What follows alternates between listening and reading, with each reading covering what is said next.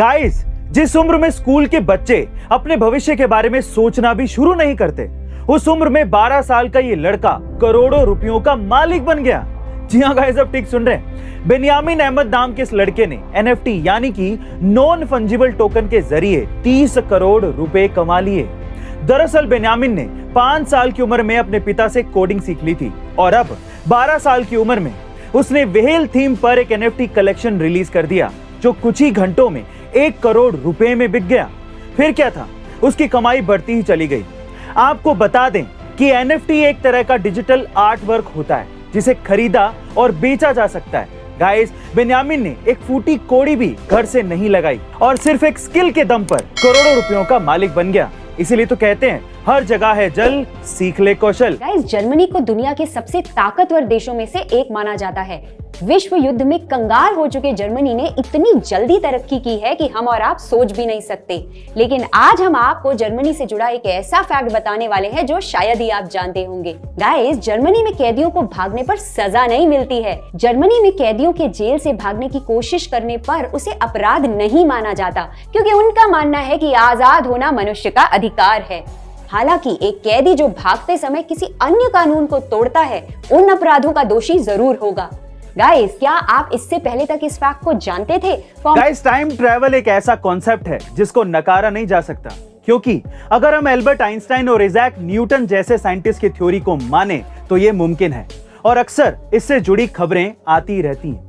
दरअसल Alexander Smith नाम के एक शख्स ने अपेक्स टीवी से बात करते हुए कुछ वक्त पहले ये कहा था कि वो साल 1981 में ही टाइम ट्रैवल करके साल 2118 में गया था और वहां से वापस भी आया था। शख्स ने एक तस्वीर भी दिखाई जिसमें कुछ ऊंची इमारतें नजर आ रही हैं। इसका कहना साफ था कि वो फोटो भविष्य में खींची गई है और सच में वो फोटो इस दुनिया की नहीं थी। स्मिथ ने इंटरव्यू में दावा किया था कि फ्यूचर में एलियंस धरती पर आ जाएंगे और वो अलग अलग देशों के लीडरों से संपर्क भी करेंगे। गाइस, भले ही अलेक्जेंडर की इस बात पर लोगों का ध्यान ना गया हो, लेकिन आपको क्या लगता है कि फ्यूचर में टाइम ट्रेवल पॉसिबल है? कमेंट सेक्शन में जरूर लिखिएगा। हमें अब क्या गिराएंगी ये छोटी मोटी मुश्किलें, हमने तो चलना भी ठोकरों से सीखा है। कुछ इसी तरह का जज्बा है उत्तराखंड के प्रदीप मेहरा का, जो महज 19 साल का है।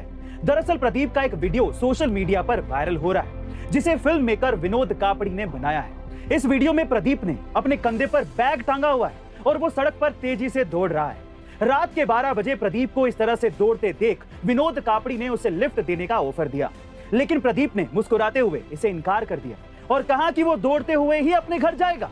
विनोद ने जब ये पूछा कि ऐसा क्यों, तो प्रदीप ने बोला कि वो सेना में भर्ती होना चाहता है और काम की वजह से उसे प्रैक्टिस करने का समय ही नहीं मिल पाता, जिस वजह से वो ड्यूटी खत्म करके घर इसी तरह से जाता है।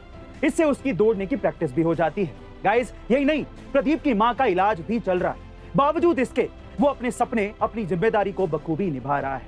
दिल से सलाम हो ऐसे हौसले को। दोस्तों, हाल ही में जब यूक्रेन के प्रेसिडेंट जेलेंस्की ने कहा कि मैं रशिया के प्रेसिडेंट पुतिन से बात करने को तैयार हूं, तो पूरी दुनिया की नजर इस बातचीत पर ठहर गई, क्योंकि जेलेंस्की ने साफ कह दिया कि अगर पुतिन के साथ बात नहीं बनी तो वर्ल्ड वॉर 3 होगा ही होगा।